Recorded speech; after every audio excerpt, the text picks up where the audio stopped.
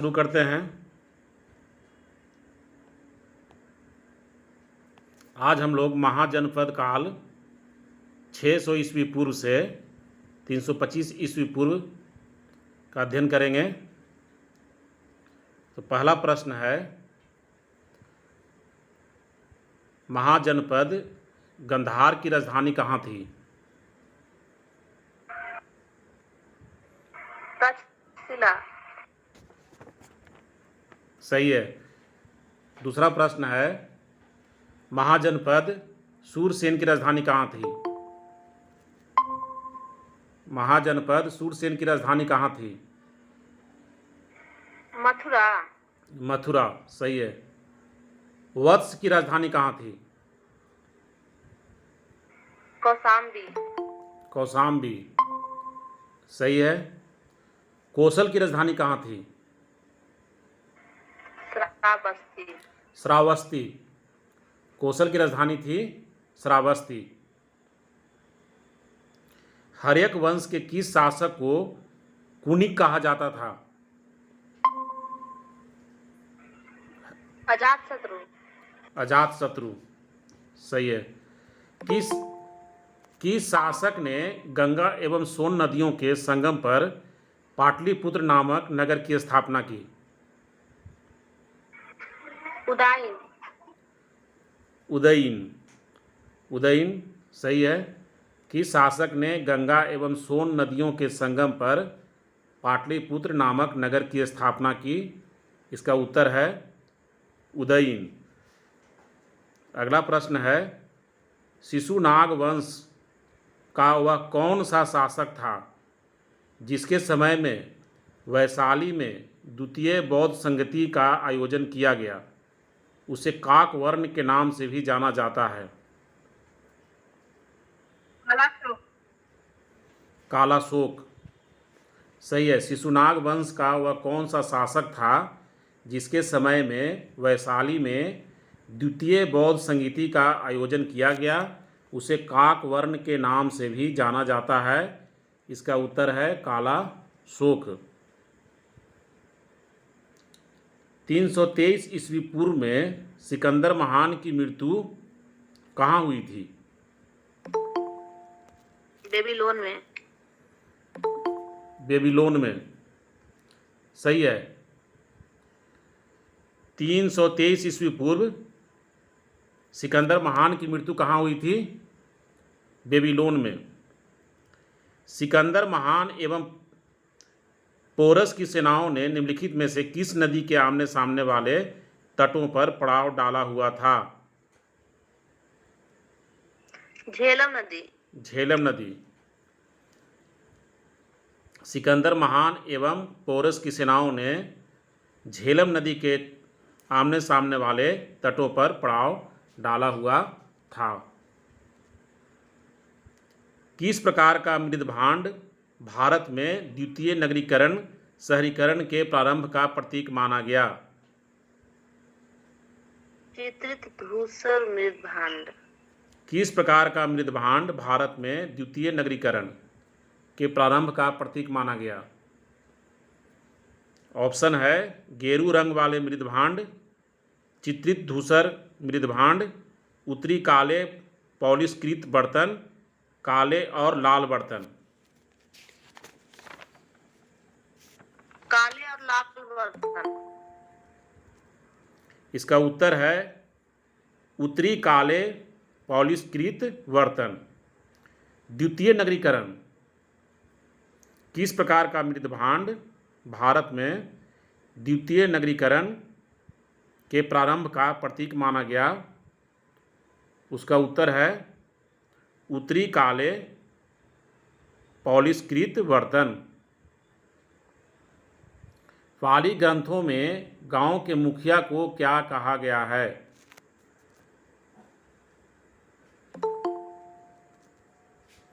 पाली ग्रंथों में गांव के मुखिया को क्या कहा गया है? ऑप्शन है, ग्रामक, भोजक, ज्येष्ठक या ग्रामपति। भोजक। भोजक। सही है। पाली ग्रंथों में गांव के मुखिया को भोजक कहा गया है। उज्जैन का प्राचीन नाम क्या था? उज्जैन का प्राचीन नाम क्या था? ऑप्शन है अवंतिका, तक्षशिला, कान्यकुब्ज या धान्यकटक।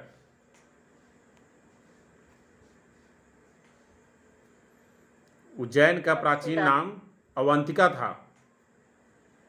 अवंतिका। नंद वंश का संस्थापक कौन था?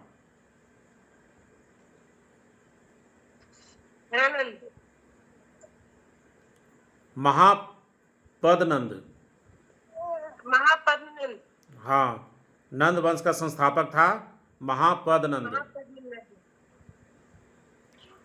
यूनानी लेखकों द्वारा किसे अग्रमीज कहा गया? अग्रमीज या जैंड्रमीज। यूनानी लेखकों द्वारा किसे अग्रमीज या जैंड्रमीज कहा गया?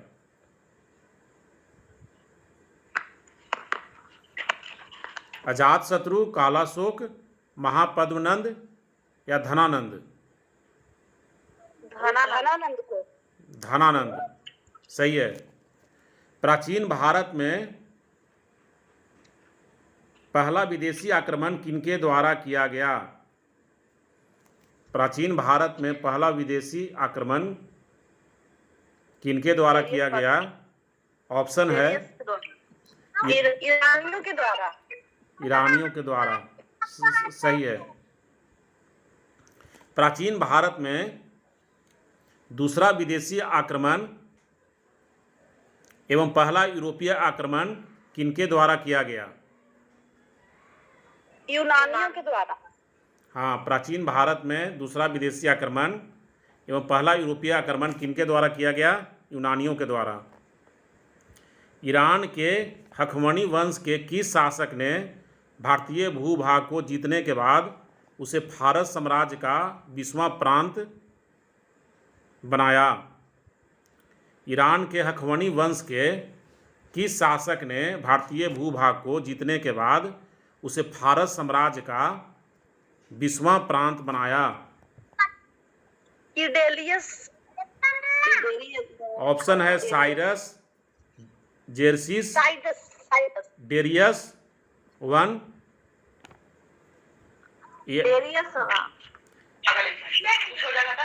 डेरियस वन या डेरियस थ्री। डेरियस प्रथम। Darius one. हाँ, डेरियस वन। डेरियस वन सही है। ईरान के हखमनी वंश के किस शासक ने भारतीय भूभाग को जीतने के बाद उसे फारस साम्राज्य का 20वां प्रांत बनाया? तो इसका उत्तर है डेरियस वन। अगला प्रश्न है हाइडेस्पस या बितस्ता, आधुनिक नाम झेलम, का युद्ध 326 बीसी किन किन शासकों के बीच हुआ? सिकंदर और पोरस के बीच में। हाइडेस्पस या बितस्ता का युद्ध 326 बीसी किन किन शासकों के बीच हुआ? तो सिकंदर और पोरुस के बीच। सिकंदर ने भारत पर कब आक्रमण किया? 326 ईसा पूर्व में। 326 ईस्वी पूर्व। बिंबिसार किस वंश के शासक था? हर्यक वंश। हर्यक वंश। कालाशोक किस वंश का शासक था? नंद वंश। कालाशोक किस वंश का शासक था? तो उसका उत्तर है शिशुनाग वंश। नंद वंश।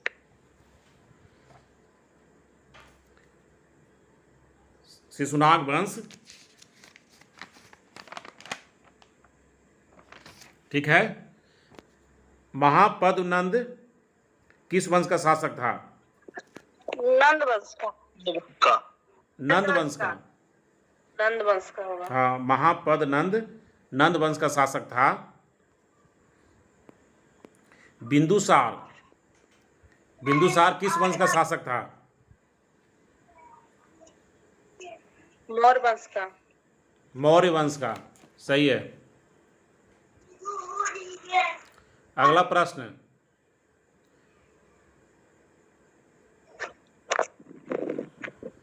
मगध जो महाजनपद था पहले, उसका आधुनिक क्षेत्र किस जिले में है वर्तमान में? पटना गया के क्षेत्र में। पटना और गया के जिले। सही है। वत्स वत्स जो महाजनपद था अभी वर्तमान में किस जिले में है? इलाहाबाद। इलाहाबाद। कोसल,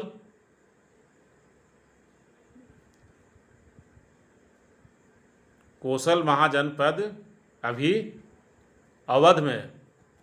अवंती, अवंती जो है, जो अभी आधुनिक क्षेत्र में उसका नाम है मालवा। मगध की प्रथम राजधानी कौन सी थी? मगध की प्रथम राजधानी कौन सी थी?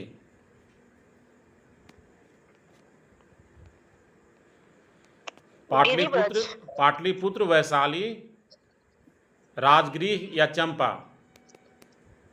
राजगीर। राजगीर। राजगृह। किस शासक के द्वारा सर्वप्रथम पाटलिपुत्र की राजधानी के रूप में चयन किया गया? सम्राट अशोक। उदयन। उदयन द्वारा। ठीक है। किस शासक द्वारा सर्वप्रथम पाटलिपुत्र का राजधानी के रूप में चयन किया गया? तो उसका उत्तर है उदयन। 16 महाजनपदों की सूची उपलब्ध है किस ग्रंथ में? 16 महाजनपदों की सूची उपलब्ध है महाभारत में, छांदोग्य उपनिषद में, संयुक्त निकाय में या अंगुतर निकाय में? अंगुतर निकाय में। अंगुतर निकाय में।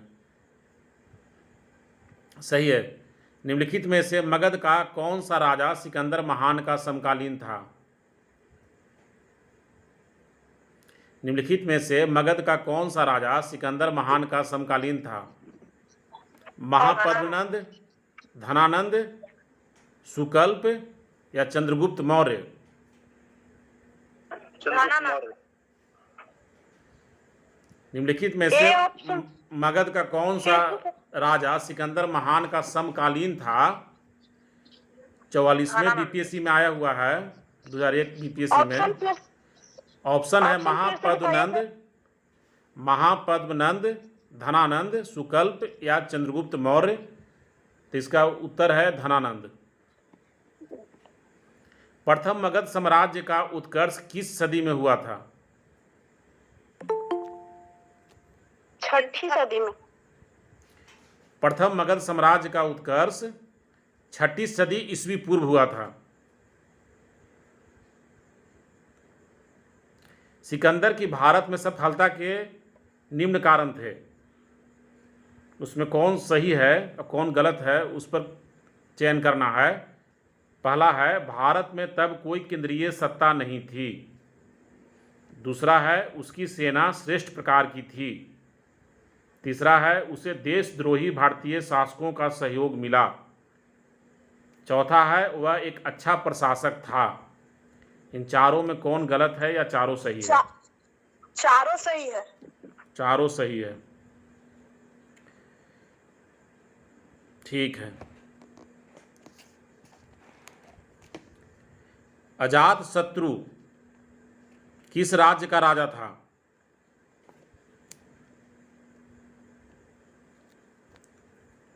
मगध का। परसेनजीत, परसेनजीत किस राज्य का राजा था? कोसल का। कोसल का। उदयन, उदयन किस राज्य का राजा था? अवंती का।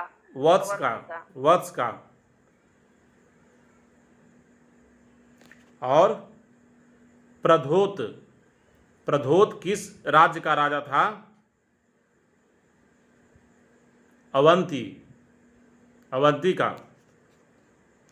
अभिलेखीय साक्ष्य से प्रकट होता है कि नंद राजा के आदेश से एक नहर खोदी गई थी। अंग में, बंग में, कलिंग में या मगध में? कलिंग में। कलिंग में। सही है। पहला ईरानी शासक जिसने भारत के कुछ भाग को अपने अधीन किया था। पहला ईरानी शासक जिसने भारत के कुछ भाग को अपना अधीन किया था, साइरस, डेरियस, जेरसिस या कोमिसिस? डेरियस। डेरियस। मगध के राजा अजातशत्रु का सदैव किस गणराज्य के साथ युद्ध रहा? मगध के राजा अजातशत्रु का सदैव किस गणराज्य के साथ युद्ध रहा? वज्जी संघ, पंचाल? इसका उत्तर है वज्जी संघ। वज्जी संघ के विरुद्ध मगध राज्य के किस शासक ने प्रथम बार रथ मुसल, एक ऐसा रथ जिसमें गदा जैसा हथियार जुड़ा था, तथा महाशिला कंटक, पत्थर फेंकने वाला एक युद्ध यंत्र नामक गुप्त हथियारों का प्रयोग किया गया? वज्जी संघ के विरुद्ध मगध राज्य के किस शासक ने प्रथम बार रथ मुसल, एक ऐसा रथ जिसमें गदा जैसा हथियार जुड़ा था तथा महाशिला कंटक, पत्थर फेंकने वाला एक युद्ध यंत्र नामक गुप्त हथियारों का प्रयोग किया? अजातशत्रु। सही है। नंद वंश का अंतिम सम्राट कौन था? धनानंद। धनानंद। भारत में सिक्कों का प्रचलन कब हुआ? 600 ईस्वी। हाँ, 600 ईस्वी पूर्व। सही है। हाँ।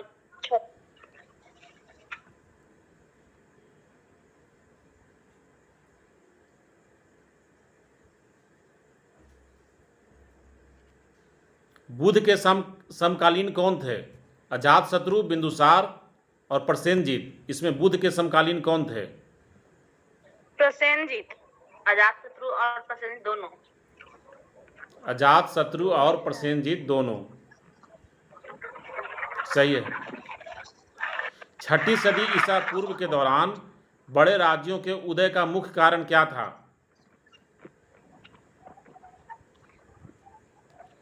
6ठी सदी ईसा पूर्व के दौरान बड़े राज्यों के उदय का मुख्य कारण क्या था?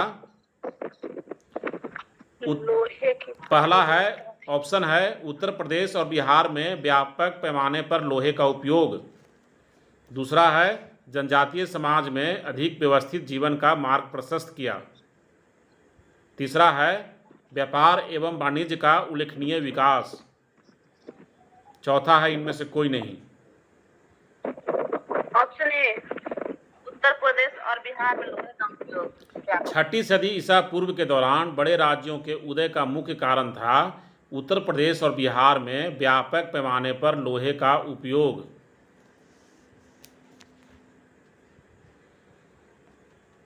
ठीक है।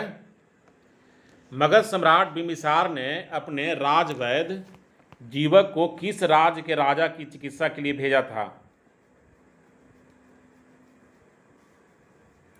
मगध सम्राट बिंबिसार ने अपने राजवैद्य जीवक को किस राज्य के राजा की चिकित्सा के लिए भेजा था? कौशल, अंग, अवंती या वैशाली? अवंती। अवंती। सही है। किस शासक ने अवंती को जीतकर मगध का हिस्सा बना दिया? अजातशत्रु, बिंबिसार, शिशुनाग या महापद्मनंद? शिशुनाग। शिशुनाग। सही है। शिशुनाग ने अवंती को जीतकर मगध का हिस्सा बना दिया। किस मगध सम्राट ने अंग का विलय अपने राज्य में कर लिया?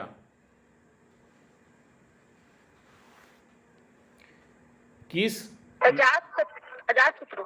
किस मगध सम्राट ने अंग का विलय अपने राज्य में कर लिया? ऑप्शन है, बिंबिसार, अजातशत्रु, उदयन या शिशुनाग? अजातशत्रु।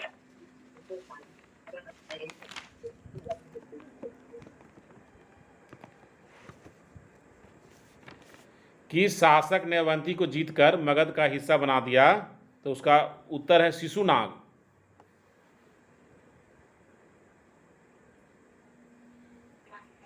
किस शासक ने अवंती को जीतकर मगध का हिस्सा बना दिया? तो उसका उत्तर है शिशुनाग। किस मगध सम्राट ने अंग को विलय अपने राज में कर लिया?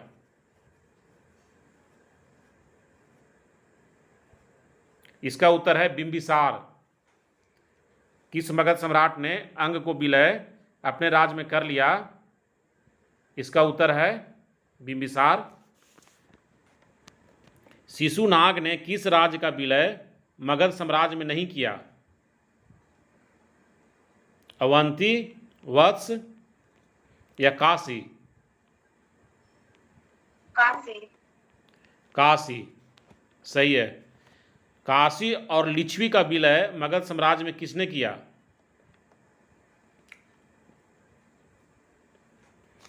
काशी और लिच्छवी का विलय मगध साम्राज्य में किसने किया? बिंबिसार, अजातशत्रु, उदयीन या शिशुनाग? अजातशत्रु। अजातशत्रु सही है। मगध साम्राज्य के बारे में कौन सही नहीं है? पहला है पुराणों एवं महाकाव्यों के अनुसार इसकी स्थापना बृहद्रथ ने की। महापद्मनंद ने इसे सर्वाधिक विस्तार प्रदान किया तथा सर्व छत्रांतक, क्षत्रियों का अंत करने वाला एवं इकराट की उपाधि धारण की। तीसरा है गिरिव्रज, राजगिरी, पाटलिपुत्र एवं वैशाली क्रमशः इसकी 4 राजधानियां बनी। चौथा है इनमें से कोई नहीं। मगध साम्राज्य के बारे में कौन सही नहीं है? क्वेश्चन कोई भी सही नहीं। हाँ, इनमें से कोई सही नहीं है। इनमें से कोई सही नहीं है। ठीक है। सिकंदर के आक्रमण के समय उत्तर भारत पर निम्नलिखित राजवंशों में किस एक का शासन था? सिकंदर के आक्रमण के समय उत्तर भारत पर निम्नलिखित राजवंशों में किस एक का शासन नहीं था? नंद, मौर्य, शुंग या कण्व?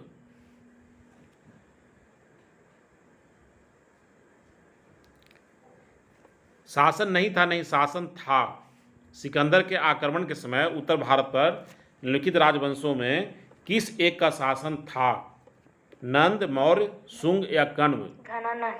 हाँ, नंद वंश का। निम्नलिखित में कौन सा एक ईसा पूर्व 6ठी सदी में प्रारंभ में भारत का सर्वाधिक शक्तिशाली नगर राज्य था? गंधार, कंबोज, काशी या मगध? मगध। हाँ, मगध सही है। कौन सा एक ईसा पूर्व 6ठी सदी में प्रारंभ में भारत का सर्वाधिक शक्तिशाली नगर राज्य था? तो वह है मगध। अगला प्रश्न है, निम्नलिखित में से कौन कौन से भारत पर ईरानी आक्रमण के प्रभाव के रूप में माना जाता है? निम्नलिखित में से कौन कौन से भारत पर ईरानी आक्रमण के प्रभाव के रूप में माना जाता है? पहला है खरोष्ठी लिपि का प्रचार। दूसरा है अभिलेख उत्कीर्ण करने की कला का प्रचार। तीसरा है ईरानियों की छत्रप प्रणाली का प्रचार। चौथा है घंटा आकार के गुंबज की कला का प्रचार। पांचवा है स्त्री अंगरक्षकों की नियुक्ति। इनमें से सभी की हुई थी। हाँ, इनमें से सभी सही है। भारत पर ईरानी आक्रमण के प्रभाव के रूप में इन सभी का आगमन हुआ। खरोष्ठी लिपि का प्रचार, अभिलेख उत्कीर्ण करने की कला का प्रचार, ईरानियों की छत्रप प्रणाली का प्रचार, घंटा आकार के गुंबज की कला का प्रचार एवं स्त्री अंगरक्षकों की नियुक्ति। अगला प्रश्न, निम्न में से कौन सा एक सिकंदर के आक्रमण का प्रभाव नहीं था? निम्न में से कौन सा एक सिकंदर के आक्रमण का प्रभाव नहीं था? पहला है, इस आक्रमण ने भारत और यूनान के बीच प्रत्यक्ष संपर्क स्थापित करवाया। इस आक्रमण ने पश्चिमोत्तर भारत में यूनानियों की स्थापना का मार्ग प्रशस्त किया। सिकंदर अनेक उपनिवेशों की स्थापना के लिए उत्तरदायी था। उसने भारत को यूनान की रियासत बनाया।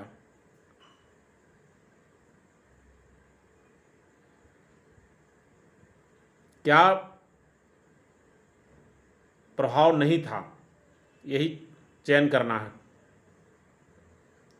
भारत को यूनान की रियासत नहीं बना पाया था। हाँ, यही इसका प्रभाव नहीं था। उसने भारत को यूनान की रियासत नहीं बनाया। निम्नलिखित में से किस राज्य में गणतंत्रात्मक शासन व्यवस्था नहीं थी? निम्नलिखित में से किस राज्य में गणतंत्रात्मक शासन व्यवस्था नहीं थी? कपिलवस्तु के शाक्य, कुशीनगर के मल्ल, वैशाली के लिच्छवी या मगध? मगध ना, मगध होगा सर। मगध सही है। मगध में गणतंत्रात्मक शासन व्यवस्था नहीं थी। निम्नलिखित में से किसे सेनिया, नियमित और अस्थायी सेना रखने वाला कहा जाता था? ऑप्शन है बिंबिसार, अजातशत्रु, उदयीन, शिशुनाग। किसे बिंबिसार सेनिया कहा जाता था, यानी नियमित और अस्थायी सेना रखने वाला। निम्नलिखित में से किसे उग्रसेन कहा जाता था? उग्रसेन मतलब भयानक सेना का स्वामी। महापद्मनंद, धनानंद, शिशुनाग या बिंबिसार?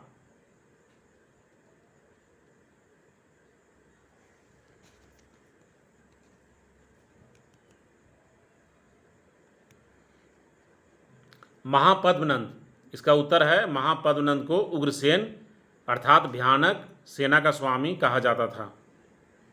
डेरियस दारेवाहु एक ने 1516 बीसी में सिंधु के तटवर्ती भूभाग को जीतकर उसे ईरान का 20वां प्रांत बनाया। उससे कितना राजस्व प्राप्त होता था?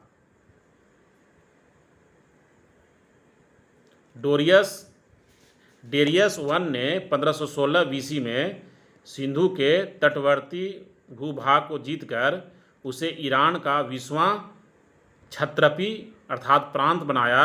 उससे कितना राजस्व प्राप्त होता था? इसका उत्तर है 360 टैलेंट। 360 टैलेंट। निम्नलिखित में से कौन सिकंदर के साथ भारत आने वाला इतिहासकार नहीं था?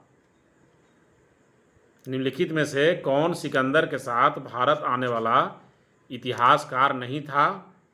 ऑप्शन है नियाकर्स, एनासिक्रिटिस, एरिस्टोबुलस या हेरोडोटस। इसका उत्तर है हेरोडोटस। हेरोडोटस सिकंदर के साथ भारत आने वाला इतिहासकार नहीं था। ठीक है। महाजनपद काल में श्रेणियों के संचालक को क्या कहा जाता था?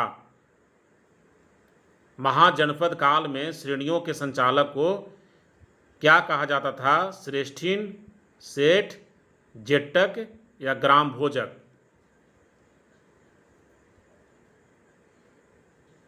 महाजनपद काल में श्रेणियों के संचालक को श्रेष्ठीन कहा जाता था। श्रेष्ठीन। गृहपति का क्या अर्थ है? धनी किसान, धनी व्यक्ति, धनी व्यापारी या इनमें से कोई नहीं?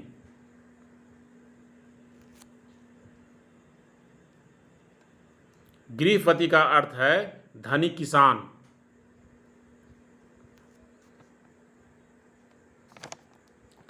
अष्टकुलक क्या थी? संस्था का नाम है संस्था अष्टकुलक, किस चीज से संबंधित थी?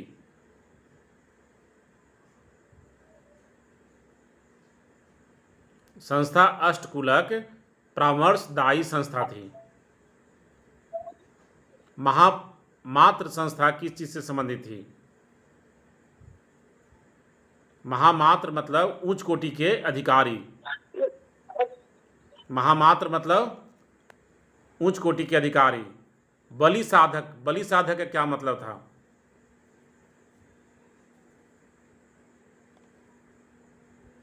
बलि साधक का मतलब था किसानों से कर वसूलने वाला अधिकारी। शुल्काध्यक्ष, जिसे सौल्किक भी कहा जाता था, उसका क्या काम था? सौल्किक या शुल्काध्यक्ष, इसका काम होता था शिल्पियों एवं व्यापारियों से शुल्क या चुंगी वसूलने वाला अधिकारी। ठीक है। अगला प्रश्न है, मगध के किस प्रारंभिक शासक ने राज्यारोहण के लिए अपने पिता की हत्या की एवं इसी कारणवश अपने पुत्र द्वारा मारा गया? मगध के किस प्रारंभिक शासक ने? अजातशत्रु। सही है। मगध के किस प्रारंभिक शासक ने राज्यारोहण के लिए अपने पिता की हत्या की एवं इसी कारणवश अपने पुत्र द्वारा मारा गया? वह था अजातशत्रु। विश्व का पहला गणतंत्र वैशाली में किसके द्वारा स्थापित किया गया? मौर्य, नंद, गुप्त या लिच्छवी? विश्व का पहला गणतंत्र वैशाली में किसके द्वारा स्थापित किया गया? ये तो बहुत साधारण प्रश्न है। लिच्छवी।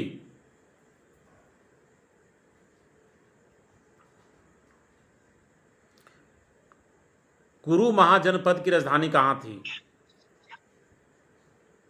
कुरु महाजनपद की राजधानी कहाँ थी? ऑप्शन है साकेत, कौशाम्बी, अहिच्छत्र या इंद्रप्रस्थ।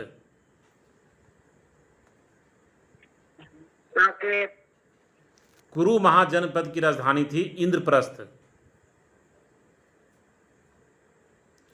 पांचाल, पांचाल की राजधानी कहाँ थी?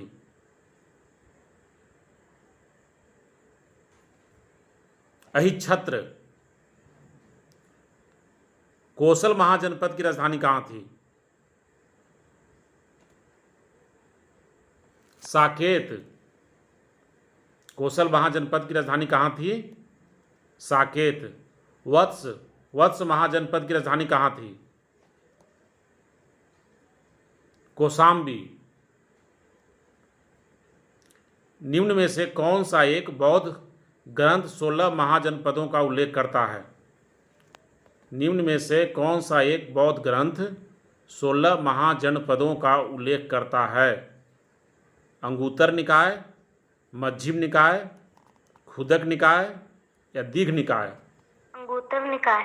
अंगुत्तर निकाय। अंगुत्तर निकाय सही है। 6ठी शताब्दी ईस्वी पूर्व का मत्स्य महाजनपद कहाँ स्थित था? 6ठी शताब्दी ईस्वी पूर्व का मत्स्य महाजनपद कहाँ स्थित था? पश्चिम उत्तर प्रदेश में, बुंदेलखंड में, रुहेलखंड में या राजस्थान में?